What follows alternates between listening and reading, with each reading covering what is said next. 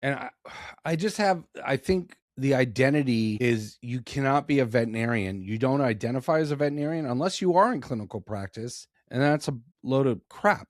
You could be a veterinarian and working as a certified financial planner helping veterinarians. You can be a veterinarian and go back and start teaching at university a biology class. You're still always a veterinarian. No one's ever going to take that knowledge away from you. Now, you might lose some of it if you don't use all of it, but you're still a veterinarian.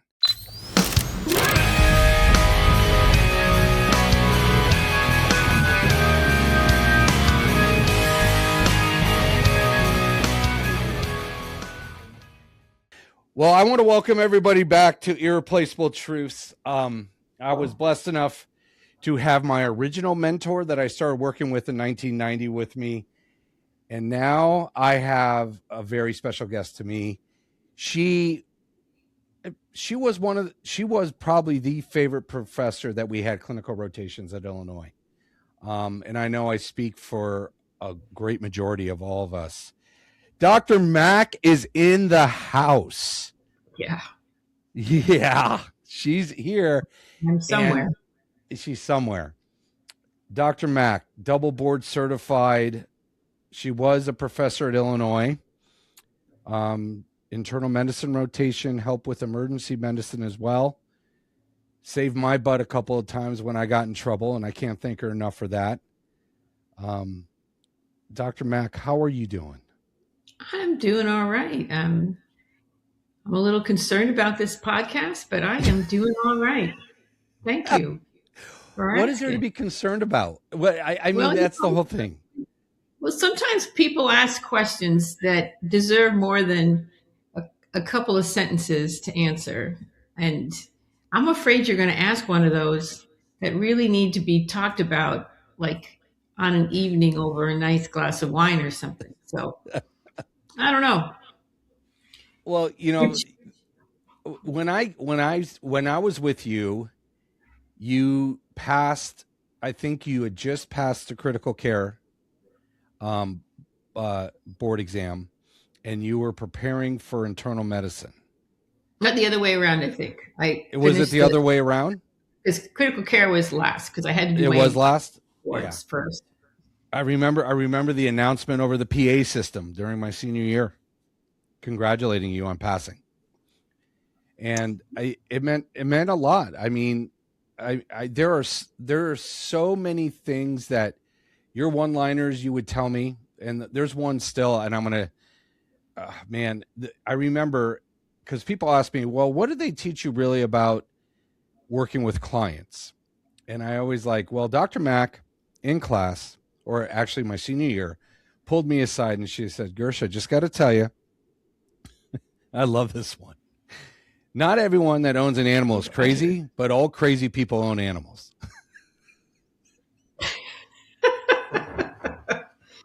Honestly, some days. Yeah, but days. I'd like to think that pet ownership prevents a lot of us from being too crazy. I think there's an element of crazy in everybody. Yeah. Well, you were at Illinois, and then you left Illinois in early 2000s, correct? Mm-hmm. And then you went into specialty practice after that? Yeah, I went to a 24/7 hybrid hospital that had specialty GP and 24-hour ER critical care. And how was that compared to academia? It took a lot for me to switch from academia. Well, first, it took a lot for me to switch from general practice and ER to academia, but I always wanted to teach all different levels of students. And then when I was in academia for 9 years, it took some it took some for me to jump from that to specialty practice, private practice. But I think I made the right decision, because academia was wonderful. It had a lot of opportunities for me. But what I needed at that point was I wanted to teach always. I wanted to teach I wanted to be around specialty people, but I wanted to work less. So I wanted, a 3 or 4 day work week with some time off. And academia was wonderful, but it required 7 day a week participation. And I just didn't want to do that for the rest of my career. So I got to teach. I got to be in higher medicine. I got to be in a facility that was 24/7, and I got to be around really, really bright people. And so to me, that was a given. And I still like it. Oh, that's good. Yeah, well, yeah. I mean, well, I think it's our, the us OGs that still are cheerleaders for this profession. There There was you something go. that was.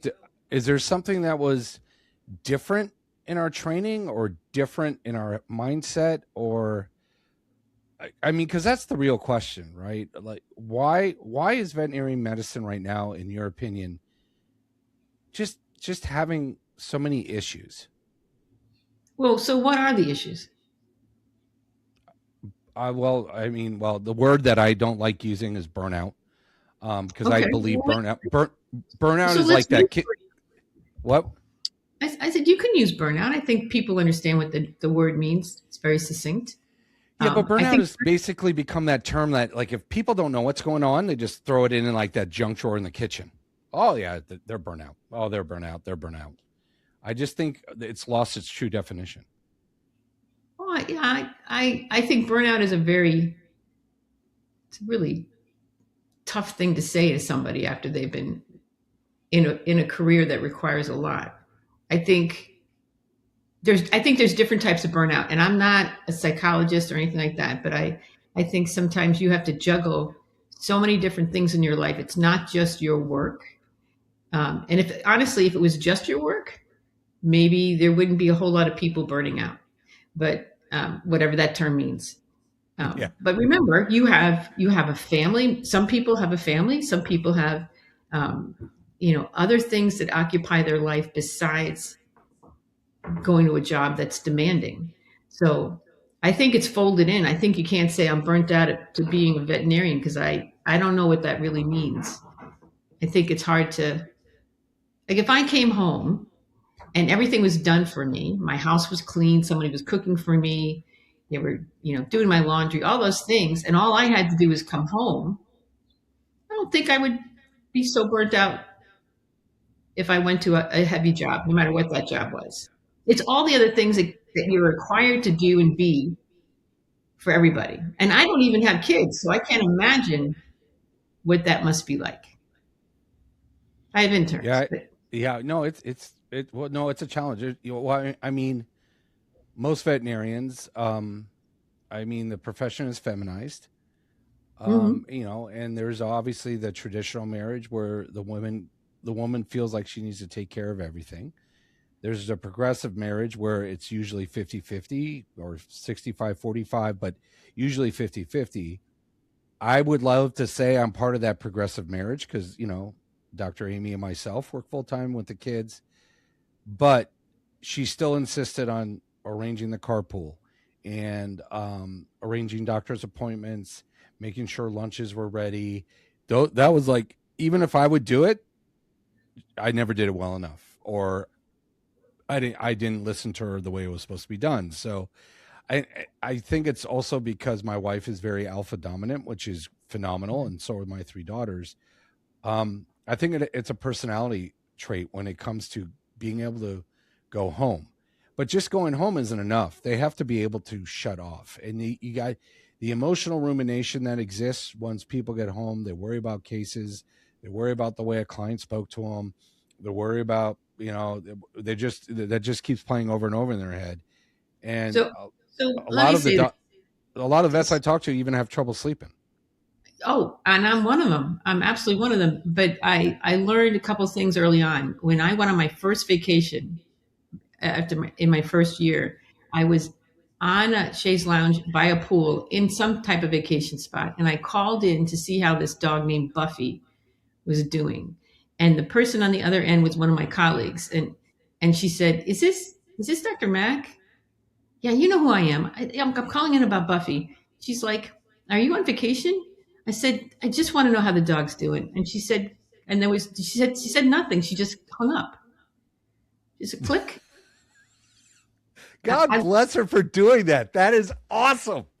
yeah. So I tell people, if you're going to go on vacation and you're like, if I'm working with you and you're going on vacation, leave it with me. You will not be contacted because your time it should be your own time. You need to be able to decompress. Now, you can't prevent people from uh, worrying about what a client said to you or worrying about the dog. And I'm certainly guilty of texting somebody. I'm usually up between like 3 and 4 in the morning, just as a natural. I will text and say, "How's everything going?" I'll just say, "All okay," and they'll either say yes or, "Hey, I got to talk to you about a case." So I'm not one of those people that don't worry. I've done it a lot less than I've done it before. I also think we're very much older veterinarians are better at not absorbing everything. Do you agree? Well, I think, obviously I just finished writing my dissertation 3 days ago. Oh, And congrats. oh yeah. And the information I found is crazy. It was, it was, it was, it was not what I expected. Um, One of the things that came up, and I actually am finishing up a conceptual paper on it, is the concept I came up with is called career identity disillusionment, which is you worked Hmm. when you talk to anyone who wants to be a veterinarian, a great majority, I'm not saying everybody, a great majority decided that at about the age of 8, 9, 10, early on in their life. And their whole identity from then on was becoming a veterinarian. Yes, there might have been a little forks in the road here and there, but they still wanted to go to vet school, want to work with animals. I want to be an animal doctor. And, their parents probably are telling everybody, oh, this is our little Susie. She's going to be an animal doctor. And then the whole town, oh, that's Susie. She's going to vet school, you know, and all the time and effort and studies and sacrifices. And of course, once you get into vet school, the money creates this entrapment of once you graduate, and the reality of being a veterinarian is not what you thought it was or what you dreamed of, what it was going to be. That really starts triggering a bunch of things. And I mean, once they get into practice, you have to deal with obviously moral injury, which I wrote a second paper on, and I came up with a scale that basically deals with what's required of veterinarians from a KPI standpoint. And by KPI, the one that everyone knows is average client transaction. Mm. The fact that a lot of people expect veterinarians to do a lot with a lot less as far as support staff, technology, and it really takes time away from the patients and the clients. And the third thing is the idea of the cost of care being as crazy as it is. Economic euthanasia is always on the table. Now, all the professors did a great job at Illinois saying that euthanasia is a treatment option for any single thing you see. I don't care if it's an ear infection, a vaccine, a UTI, or cancer, it's always on the table. And, the cost of care in our profession has gotten out of control. It's disgusting how much it is. It's a luxury item to own a pet. But those three things create this disillusionment of, I didn't sign up for this. And it brings on a boatload of distress. And that was just the qualitative section of my dissertation that found that. Do you find, because you work with a lot of interns now, right, at your Mhm. specialty practice, I had the do you privilege. find what do you and I'm not talking about everyone. Remember, we're talking about 38% that truly struggle within the profession. Do you think that's a right number? 38% of your interns struggle once they get out? Okay, so I'm going to say the number is much higher. Okay. I think, and I don't really, whether you're an intern or whether you're, I don't know, 30 years in, I think that you do struggle. I think when people say that they don't struggle, they're either not really recognizing how complex our job is, or they don't really realize what's happening. Because I do think there are people that walk through life and they're like, I'm okay, I'm okay, I'm okay. And then boom, they fall off the cliff and they're like, I'm not okay. So I think that I think everybody struggles. And I do worry about younger people. We see interns come in with the same thoughts that you're talking about. This is what I want veterinary. This is what I think veterinarian is going to be, and then they go through a very hard year. Internship's a hard year, um, and they change their picture of what they thought it was they're going to be, but they're also a lot more confident at the end, and there's a lot of it comes with a lot of struggle because you have to work really hard to get to a level where you're confident with your medicine and you're confident how you talk to clients, but you're confident about what the direction of the patient's going to be. So I do think that there's a lot more that are struggling 100%. Like I would say well over 80%. And I think the struggle is okay. There's nothing wrong with the struggle. It's what you do with the struggle. Do I any of mean, them finish internship and not like the reality of what veterinary medicine is? sure, and that's okay. I've had my own classmates have started vet school and then come up and say, this is not.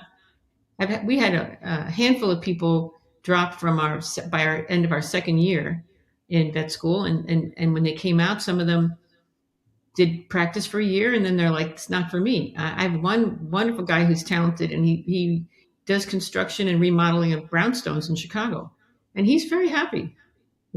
Probably one of the brightest guys in our class.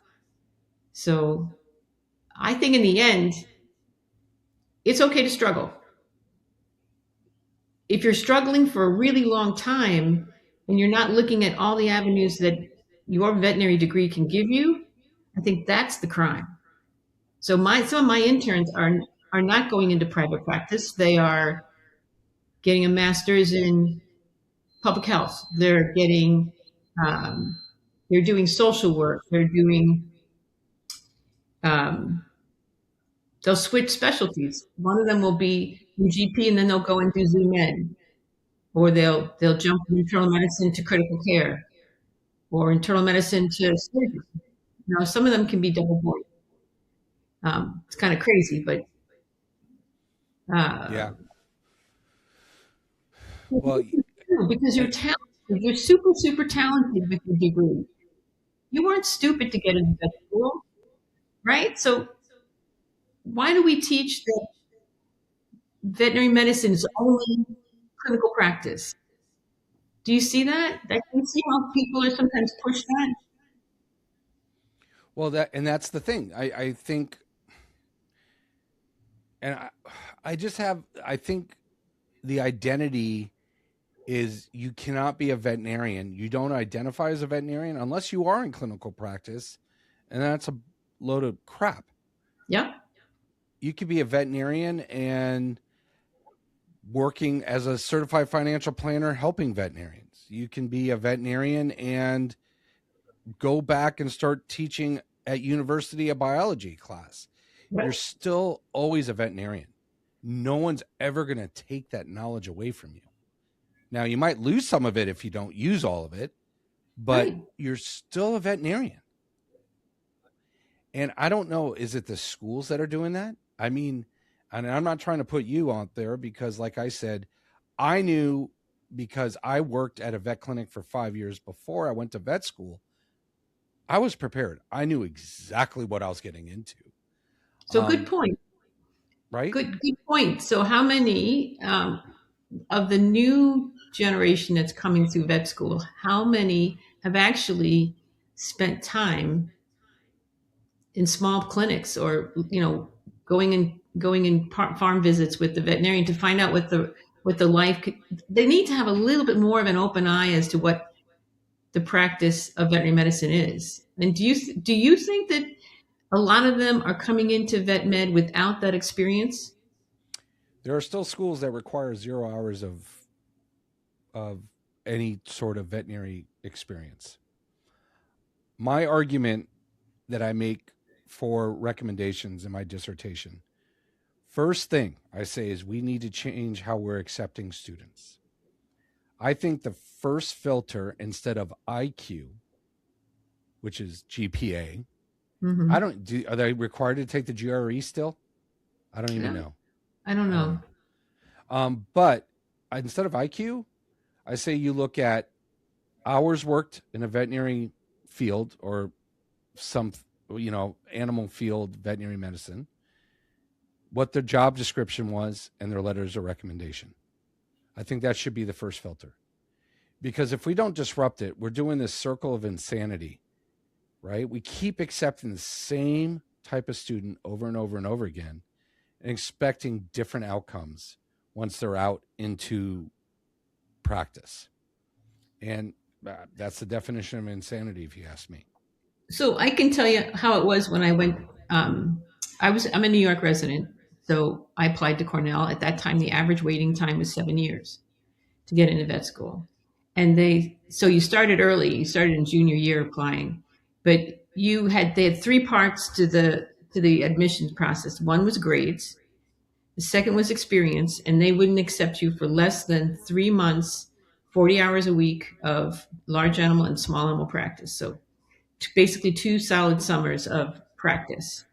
And then your interview. Your interview is a function of not just talking to somebody or two people on the team, but you had to go to the library and they gave you a topic you picked out of a hat that you had to write an outline and then write the entire um, number of paragraphs within 45 minutes. And then these were given to graduate students to grade for grammar, spelling, thought process. And mine was describe the differences between a picture and a photograph. So they tested everything as much as they could. Wow. I remember the year I interviewed at Illinois at Iowa State for the, or no, Kansas State, excuse me, Kansas State, because Iowa State doesn't have interviews, required interviews. Kansas State was a physics problem on a whiteboard. Huh. And they just wanted to see how people handled stress. They didn't care if they got it right or wrong, just how they worked through it. Like, did they just throw their things in the air and say, I'm out of here?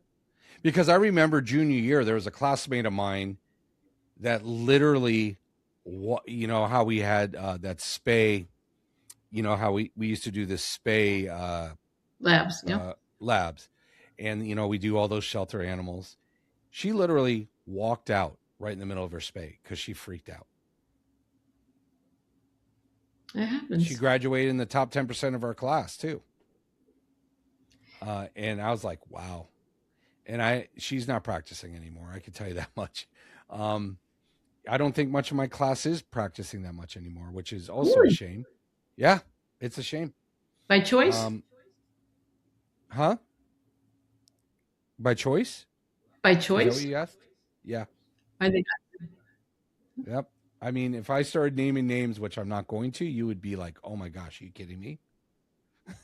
Because they're the ones you thought for sure would be like going and going and going. There are some that are still practicing. I got out because I was doing 30 some odd years working in clinics. I do want to get into academia now. I do want to do research. My second half of my career, I want to help the profession. Because I find it weird. I never felt fulfilled in practice. really? Yeah. I do think it's healthy to change it up. So my first 9 years were as GP and ER. Second 9 years was academia, getting boarded. And my last 22 years is basically a combination of all those. And so the change, even though I'm not really, I don't like change, um, it helped me get reinvigorated. Wow. when a student comes up to you and they go, "Hey, Dr. Mack, I remember you," what do you think Mhm. they remember the most? I don't even want to know. No, no, that's a hard one. I, I don't know. Why? I mean, I don't Look, remember any some student students I was ever being like, upset with you, ever. well, I don't know about that. I When I don't was know. I under the mean, table, I didn't know. I don't think anybody got overtly mad at me. I remember telling one student uh, she wanted credit for the first question on the test, and she didn't answer it. And I said, "Well, I can't give you credit." And she's like, "Well," I said, "if I give you credit," I said, "I got to give everybody else credit." She's like, "That's okay." And I'm like, "Well, no." And she wasn't pleased with me. So, Well, first off, vet school should be pass fail. no. You ever, Oh, no, no. Oh, no. No. Big oh yeah. no. Why? No. Why do the letter grades You know matter? what? So you're talking about, all right, my opinion is that pass fail doesn't move you to be the best that you can be. And whether the best that you can be is equated to an A on the test or a B on the test, or whether this makes you study longer because you want to be the high end of the pass, I don't know. But the minute you take away the incentive to do a better job, you'll have people say, I just have to pass. That's all.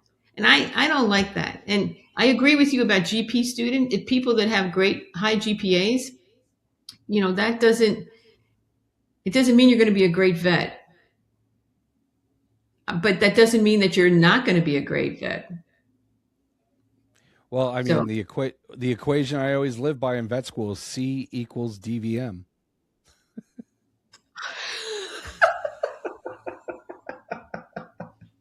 you're true. Very true.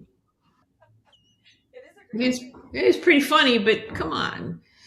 I don't. But I, I knew I wanted to do GP. listen. Okay, I'll tell you that when I went to vet school, I did not know my grades. So when I took a test, I would go to the key and I would realize just around what I probably got, but I never looked at my grade when my pet test was when it was handed back to me. So, but that's because I was tired of the competition. And I got to vet school and I realized that they're not my competition. I am my competition. So, and I'm hard enough on myself, so I didn't need it. But I do think that well, there has to be a better impetus to learning. And how do you feel? We might be getting off the topic here, but how do you feel about the distributive model for vet school? hate it. I'm not a fan.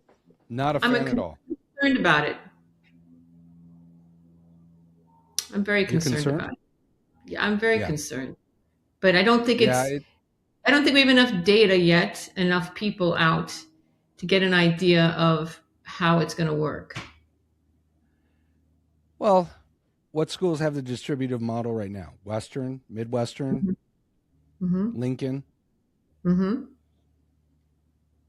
If I'm not mistaken, their national board exam pass rates aren't the greatest. Anywhere. Well, yeah, those are going down too. But I mean, do you think this is all an academic problem? Because the AVMA is pushing I mean, obviously we're going to be about, AHA predictor, we're going to be 15,000 veterinarians short by 2030. Really? And AVMA came out with, let's open up more vet schools. I mean, granted, some of them make sense. Like Utah State, I understand. Utah didn't have a vet school. It's a great school. Texas Tech, lots of money, huge state. They only had Texas A&M. I understand. Clemson, I understand. But Midwestern's opening one in Chicago as well, if I'm not mistaken. Yeah. It's about an hour north of, or actually probably less than an hour from us. It's in Downers Have you Grove. So have you it's ever not. worked with any distributive students So I as an don't. intern? So my thing is, I don't really look at where you came from. I Mm. guess when we, for example, when we pick out our class, we have a Mhm. committee that goes through everybody's applications, and we don't necessarily say, "Hey, that's not a great school," or "That's a good school," or whatever. We look at the letters of recommendation. We look at the GPA is there, but it's third on our list for sure. Um, so we don't necessarily make decision based on where they graduated from. And part of that, I think, is because, part of that's not really their fault, right? If you get an opportunity to go to vet school, I would have done anything. If I didn't get into vet school, I'd gone out of the United States to go to vet school. That's how much I wanted to do it. Yeah. So I think the way I look at it is, what do you do once you have the degree? What are you going to do with the internship program you have now? Are you going to make the best of it? If you don't, then you're a fool. Yeah. My Well, opinion. My opinion. the internship year is hard. It is very hard. It is. It is Sure. extremely hard. And I knew I didn't want to do an internship. I knew that I already had two very good mentors, and I also found I was blessed, and I found a job that had an excellent mentor as well. There you So, go. yeah, I mean, the internship for me, I don't know what it would have really have done, especially when you're doing GP, because there, I don't know how many anal sacs you really express. I don't know, broken toenails, anal gland expressions, point discussions nowadays. There's a lot.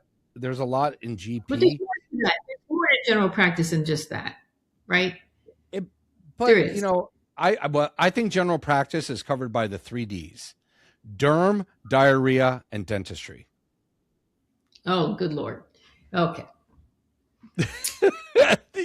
I'm sorry, I did it long enough. That covers about 80% of your cases. You celebrate when that limping dog comes in or you have something else. Don't get me wrong. I love myself a good hemoabdomen or gallbladder mucocele or, something fun. It's just different, but a great majority is those 3. And it's amazing if you figure out what bucket the diarrhea is coming from, chances are you're going to get that immune system to calm down and you won't see kidney disease. If you get that skin to calm down, you're going to get that immune system to calm down and you won't see kidney disease. Because I know you always said the kidney was the smartest organ in the body. Oh yeah, that's right. You did. You said the sickest kidney is smarter than the smartest veterinarian. That's an exact quote you taught us in renal. Wow. See? I said a lot of things, didn't I? Well, you and Sisson would go back and forth because he would say it was the heart. Yeah. Well, he doesn't know what he's talking about. Come on. Yeah. But yeah, He used to obviously same one thing with word. the teeth. Same with how many dogs you get the teeth clean and actually the kidney values get better, liver values come down. And the diabetes gets better, right? The diabetes. So, well, you also don't cured. have the DKA problem. You don't have the DKA problem with the diabetes. If the teeth are but I mean, I don't want to sell short GP because honestly, a lot of these vets are on the front line. They have to figure something out in 20 minutes, at best a half an hour. And I feel like that's a challenge. And sometimes they don't have all the client's not going to agree to a lot of things. So they have to fly by the seat of their pants sometimes. So I respect that a lot.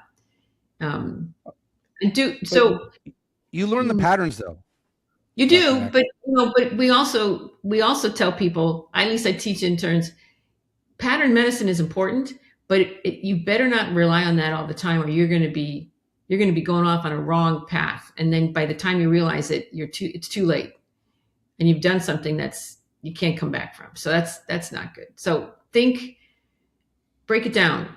Break down the problem list, think about the differentials, and then if it comes back around to what you thought it was going to be, good for you. If it surprises you that anemia is not what you thought it was going to be, all right then.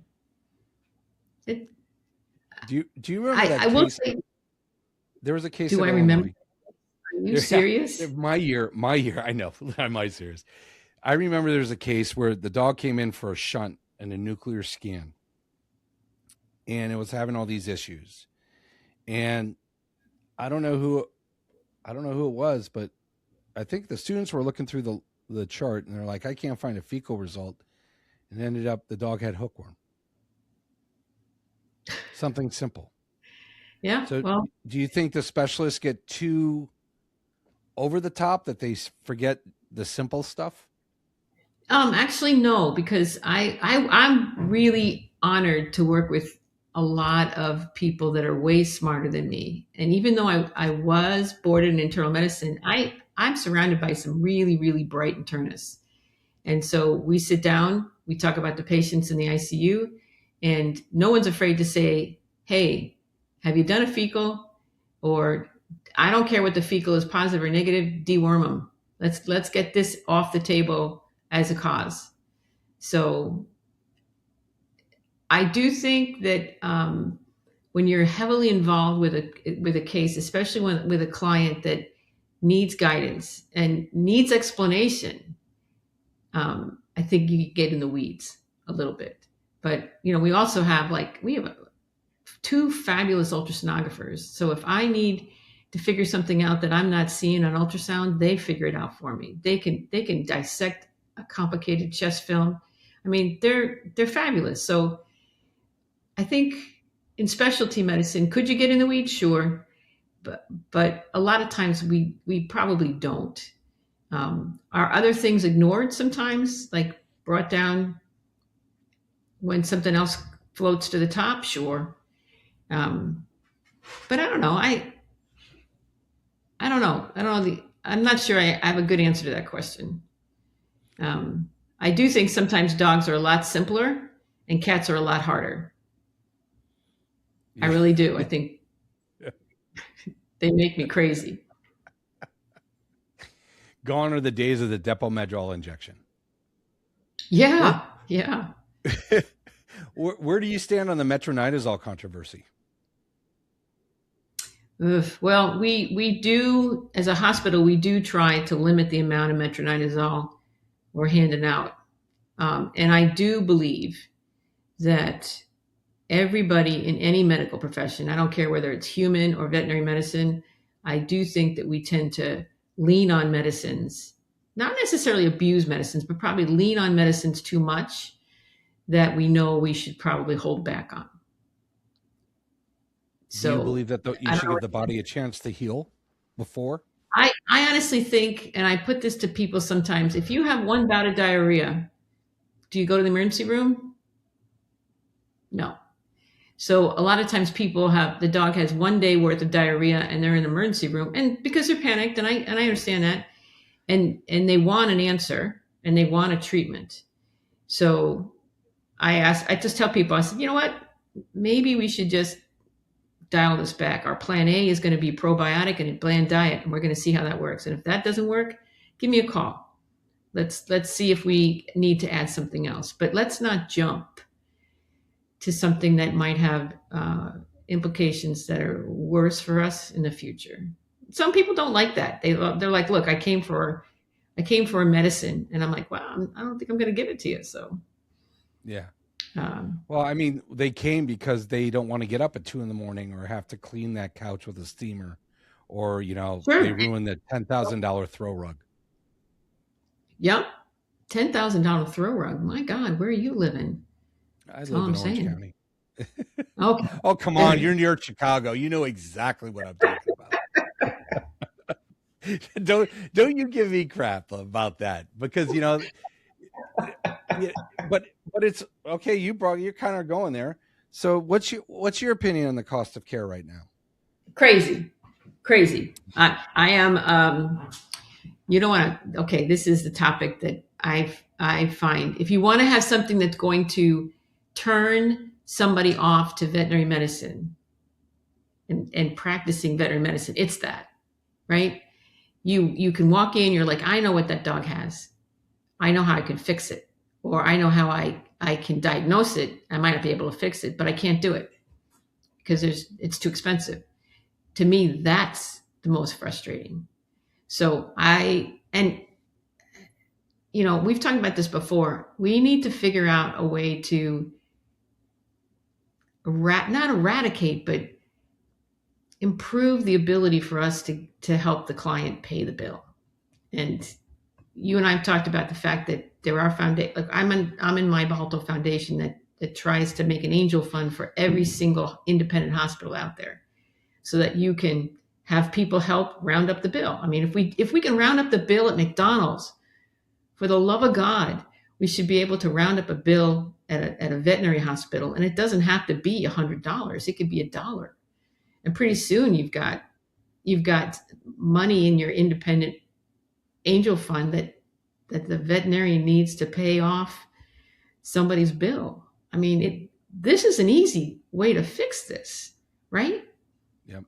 At least that's the way am I too pie in the sky for that? But because right now I can see how much money each hospital that we have is bringing into their independent fund.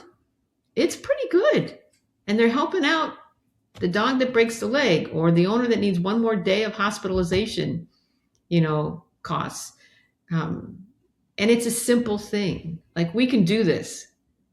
Now, can we do it in corporate America? Can we do it? Is corporate America any different than a small independent hospital? You would have to tell me your opinion about that. Corporately owned veterinary clinics, you don't want to get me started, because I do. It's my trigger. 2021, yes, I sold both my practices to corporate. They offered a price tag that was generational changing, and my wife was ready to be done. She didn't want to run veterinary clinics anymore. I didn't. I'm happy I sold them, because they pissed me off enough. I went and got my MBA, and now I just finished my doctorate in business administration. But take-home message with corporate is that if it doesn't make sense on the Excel spreadsheet, they don't want to hear about it. Most of the corporate C-suite executives have never, ever in their life worked in a veterinary hospital. I don't even know if they had pets, but I can tell you they didn't work in a veterinary hospital. My regional manager, when I sold, came from LensCrafters.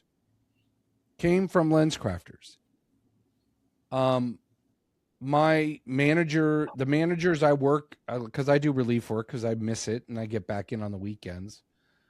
The managers I see in some of these corporate groups come from the Gap.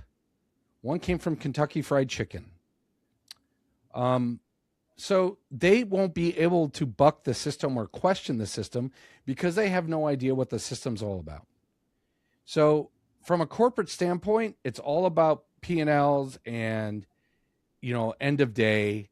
They would tell me when I was running at my practice, still working for them, oh, you really got to send 2 people home tomorrow because you guys were slow today.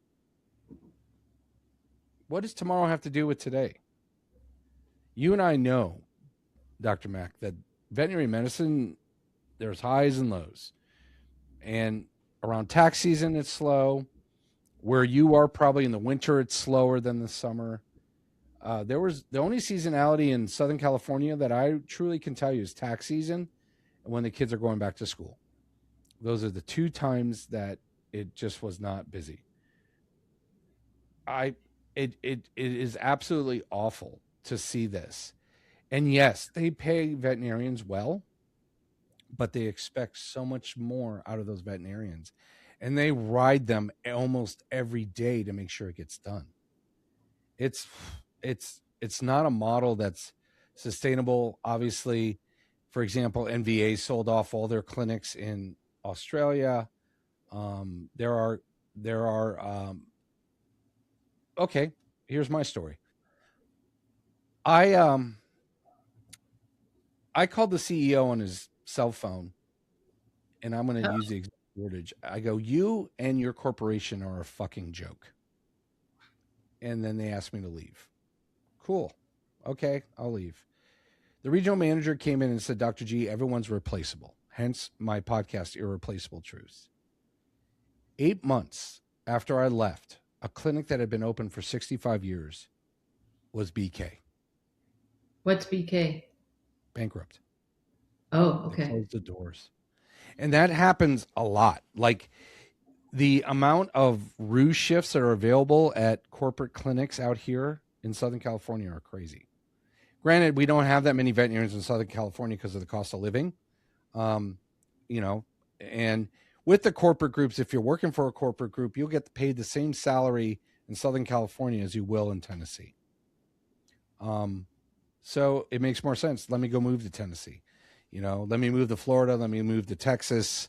Let me move to Nevada. Any of those states that aren't as expensive as it is out here.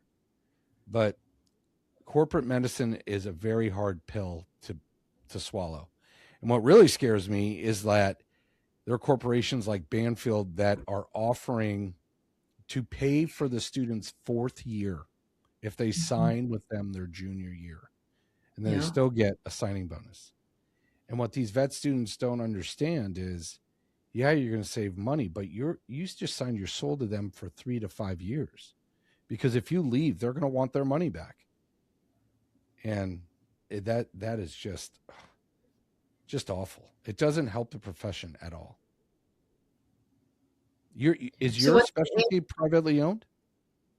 No, so I work for a corporate that was bought by a higher, bigger corporate. And when I first started, my first job was in the largest private corporate practice in Illinois. And then I went to academia, which is, a whole set of other concerns.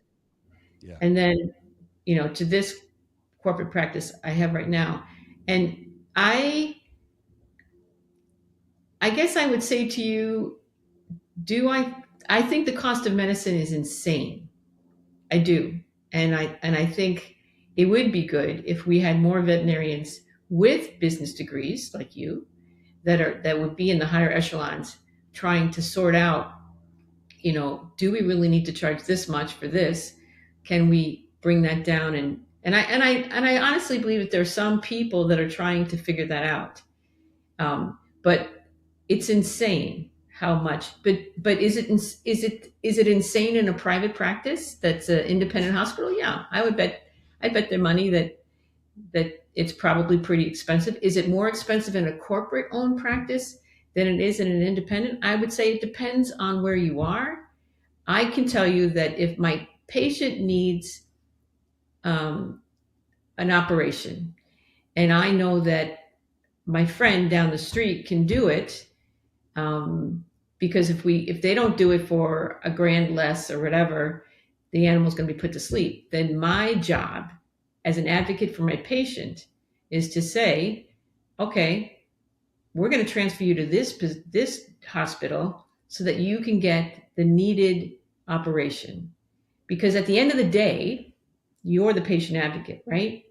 But you cannot bring along the patient unless you bring along the client. And you can't help the client unless you find an avenue that they can afford. Bottom line. And I'm sure I'm going to get in trouble for that, but I still stay. Well, I'm not. Yeah, well, I'm not going to. But the problem is that you can be the patient advocate. The question is, are the hundreds of thousands of investors into the corporate group that owns you also patient advocates? Or are they wallet advocates? And that's the problem with corporate. They have to answer to the investors. Well, so I guess I would say to you, if I have a portfolio, I invest in mutual stocks and I've invested in, I don't know, apple trees or whatever. I don't have to like apple trees or want apple trees to know that I'm putting my money into fruit, right? So I don't expect the investors to like animals. I totally understand that they want a return on their money. That's just reality. I think you can get there by coming at it in a different way. I really do. But if we don't, as a veterinary group, a group of veterinarians, if we don't do this and come together and have some forceful ideas that you can put into practice, like angel funds, if we don't have that, we're basically shooting ourselves in the foot, right? I as much as I want everybody wants to blame a corporate medicine. And, you know, I blame anybody who thinks that we can get away with going on this route and continuing to charge veterinary medicine at the highest levels. We can't. It's not sustainable. Or we're going to have a very small population of people that can actually afford our prices. So we're going to have less in the door, coming in the door, which means we're not going to have the production that we need to have. So what is it? You know, how are we going to deal with this if we ignore the fact that our prices are too high? And I would say this to you, I would say this to anybody, you know, I have said this to anybody that is in the administration. And you can't blame the administration in the sense that their job is to make sure that everybody can get paid and that the hospital turns a profit, right? If they don't do that, then they're not doing their job, and people will lose their own jobs at the hospital. But we can make this work out better. For example, figure out a way to make pet insurance more available, more affordable. You know, it used to be that you could get the new pet insurance when it came out and they were reasonable prices. I'm not so sure if you looked into some of the vet insurance policies that they are reasonable now. But I don't know, because I've never looked at pet insurance. But we need, I mean, honestly, when I had a client in the reception area, and this is a true story, he told me that his wife their next dog is going to be a Frenchie. I got down on my knees and begged this man to get an insurance policy from the minute they've owned the dog. Before they even bring the puppy home. Yes. I mean, yeah, you don't. Oh, yeah, you don't have come to tell on. me. Well, okay. So veterinary medicine's gotten so expensive that 2 retired veterinarians actually got pet insurance for their own pets because it's so expensive. Yeah, I would. It's about $50 a month. It's not bad, right? I mean, 50 a month. I mean, it's $7 a gallon for gas out here in California. So, $50 a month for pet insurance sounds pretty cheap. And you know, Banfield has their wellness plans, which you say what you want about Banfield, but Banfield, their wellness plans are very affordable. You know, they have a senior care plus plan that's like $1,200. It includes 2 sets of x-rays, blood work, dentistry. That's pretty good. A whole bunch of stuff. Yeah. And I'm like, and they paid off monthly. And I'm like, oh, that's great. But the problem with Banfield is that the people who buy that wellness plan think that's also the pet insurance. And I'm like, no. You're going to have to get 2 plans. So I think they need to do a better job advertising that. But in my opinion, I don't think schools are preparing students well enough for the realities of what you and I were just talking about. Because they're used to people coming in. Though, I mean, do you think that their job as academics is to teach them medicine and get them solid on approach to medicine and surgery, or do you think they need to jump into financial business management, social work, the psychology of talking to a client? I mean, how much is academia responsible to teach them? I think veterinary school is there to prepare the veterinarian. I really do. And I think it's the amount of business they get is slim to none. And I remember you telling my class to come talk to me to review their contracts before they signed them. I remember you doing that. I think I think when it comes to business, it's not good. I think when it comes to the soft skills, it's not. I think that they need to teach soft skills better. They need to teach emotional intelligence. I think an emotional intelligence test should be taken day 1, and those who score poorly on that need to have some, I don't want to call it remedial, but like remedial classes on how to read the room, how to read other people's emotions, how to check your own emotions, how to have crucial conversations, because that right there is what makes veterinary medicine so hard. Because because as you said, pet insurance, I would think 93% of animals out there, pet owners out there, do not have pet insurance. That would be my guess. I don't know that exact number, but Sounds that would about be right. my guess. Would you agree with that? Probably 90% don't have it. But Yeah, I hope that that's 10% higher than it was 5 years ago, 7 years ago. right. But I think the thing is, every single case you have basically is a cost of care discussion. And if you're not able to have that discussion, clients are going to rip you a new one, smear you all over the internet, uh, yell at your staff, just make an I call them baby docs, a baby doc's life miserable. Now, obviously, as you get older, you learn the art, you learn the skill. It is an art form to learn how to communicate with clients and be able to Yeah. sit there and take it when they're unloading on you and still Okay. show empathy. So stop right there. I feel, I think that's really hard to teach a young doctor about the fact that when they're mad, when the client is mad, you're center, you're the one that's going to get the laser focus of their anger. And I think that's understandable for the moment.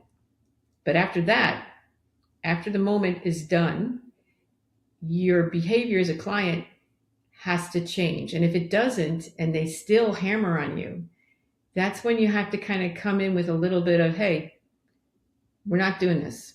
We'll have a conversation, and I'll help be the patient advocate. I'll help to describe the patient's condition and what what the problems are, how am I going to fix it. But you're going to stop yelling at me now, because I don't have control over what happened to your dog. B, I don't have control over how much it's going to cost. C, I don't have control over the prognosis. If I don't do anything, I won't know anything. So I do stop the conversation when they're hammering on baby docs, even though I don't like that term. But when they're hammering on my younger colleagues, I have no qualms about going in there and saying, okay, let's stop this. Bam, nobody deserves that type of yelling. But that's after they've done their yelling, and then they want to add on to it, right? You know what I'm talking about. Oh yeah. Do you have any problem firing clients? Oh, I fire them. Sometimes I fire them before the administration knows that I fired them. Oh Look, man. if you don't feel like you have some control over what happens to you in your job, and I don't care what job it is, you will lose faith or hope in the idea that somebody is looking out for you. So I, with my interns, I tell them, whoever's supervising you, you're not a punching bag. So if things are getting rough in the room, you come out, and we'll go in with you, and we will put things in better order. And that does mean I do tell people, look, and this is true. This sometimes I can't make you happy. This hospital is not making you happy for whatever reason. So here is a list of colleagues that I believe are fully capable and knowledgeable to be able to answer your questions and deal with this dog or cat. Here they Do your are. colleagues ever get pissed off for you sending that client that way? No, I call them. I said, hey, I'm sending you somebody. So Yeah. just so you know, it's love from me. So, but sometimes I call up veterinarians and say, hey, I just get screamed at by your client, and I just don't appreciate that kind of abuse. So we're not letting it happen again. And you know what? I think doctors that send us patients, I absolutely love working with, and they get Mm. it. They understand, because I'm sure that they're either going to get it in the beginning or they're going to get it at the end out of this whole interaction, and they don't deserve it either, right? But I'm okay with people screaming at me once. and then we have to get it back into line. Okay, last question, Okay. because we could go on for hours, and I'm definitely gonna. We can talk forever, and I'd love Yep. that. Fun. What are you not okay with in veterinary medicine right now? What am I not okay with? Because you said As you're far okay with the client yelling at you one time, but there's got to be things that you just. And the thing is, like nowadays they call it boundaries, and that's another word, a trigger word for me, because what's it I called? can't, I can't get a true definition of boundaries. But what are things that do not sit okay with you right now when you look at veterinary medicine? Well, I'm okay with the fact that our medicine is getting better and better. I'm okay with the fact that we are limited by finances, although honestly, we have avenues that we can make that better. We're just turning. I feel like there are ways that we can make it easier for a client to afford veterinary medicine, and myBalto is one of those foundations that can do it. I'm not okay with a client coming in and demanding, but also I can handle that though. I'm not okay with. I've had clients come in and absolutely rip a new hole into a young doctor. I'm not okay with that. I feel very strongly that if I was told that we can't fire clients at all, that would be a problem. But I don't know about you, but ever since COVID, we seem to have clients that are not. Uh, they have a lower tolerance for trying to find out what the problem is, and they get mad. Um, Look, I don't have a problem with people getting upset. I have a problem with people, you know, making it a point to drive somebody into the ground. And younger colleagues, they don't have that ability to handle that. So older veterinarians, let's be honest, we can go into a room and we can have a conversation and we can say, this behavior has to stop. But I don't think that younger doctors have that. I've made clients go out and apologize to receptionists. I've made them apologize to technicians or nurses. Um, and if it doesn't work out, I give them a list of other specialty people to go to. So that's my stopping point, is if somebody is creating a problem that doesn't have to be that way. Because you can't control what's happening with the animal medicine, right? If their pack cell is going down, it's going down for a reason. You've got to do something about it. But the client, you can go in there and you can talk to them and say, hey, we don't do this. We don't have this. We don't tolerate this behavior. But I think people are afraid to lose business. And I totally understand that. But I also think that when you stand up to certain people and they see that you have their pets' health and care in mind first above everybody else, then they will come back around. I've had clients that initially we did not get along, and then the next thing you know, they will only come and see me, right? So that doesn't. I don't know. I've had that both ways. Yeah. I've had it both ways, where But I'm from New York, so honest to God, there's very few things you're going to be able to say to me that I'm not going to be able to come back from. That sounded bad. So but you know what, Dr. Mack, we'll end it for today. We'll end it there. okay. Are you going to be speaking at any conferences at all? No, no, but I will say one thing. I feel like whether you're talking about ACVS, ACVIM, IVEC meetings, local meetings, state meetings, I feel like there has to be at least one lecture or panel discussion or something about how do we address some of these things that we just talked about. But it should be focused, like one of them should be, how do you address the cost of pet care? And then invite people that have been in the fray, that have been doing that work, and then have another one on what are we talking about with pet insurance? invite people that know what the pet insurance industry is about and what your clients should be looking for. You know, we can, like, for example, what's the difference between the angel funds in private practice and the angel funds and raising in academia, right? We need to have a line of lectures that will sit down and address that, because honestly, it's great to learn about all this other medicine, but if we can't figure out a way for clients to afford that medicine, then to me, it's probably not going to work out very well, right? No, it's unfortunate too. I mean,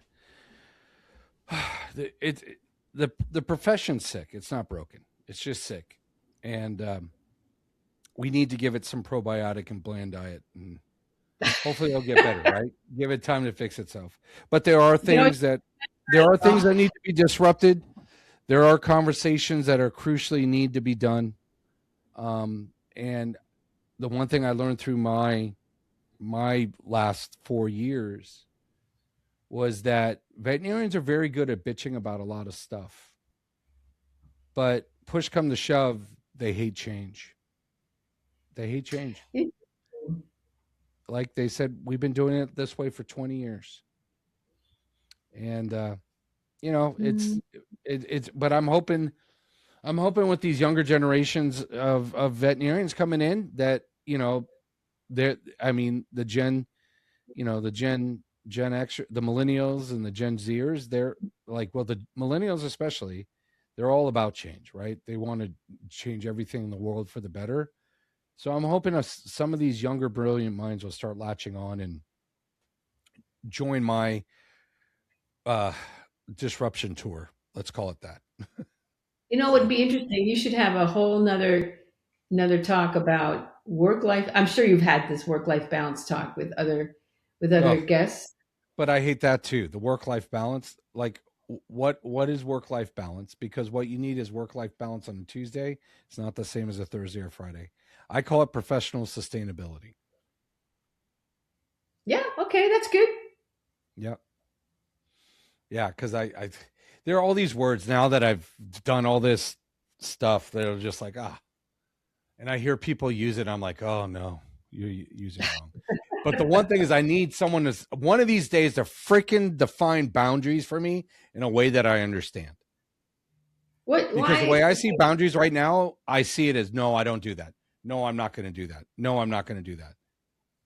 That's not a boundary. That's you just saying, I just don't want to push myself. That's the way I see it. I don't know. I guess I'm old school. Well, I'm not really quite sure what you mean by boundaries either. So good. You and I are in the same boat. Yep.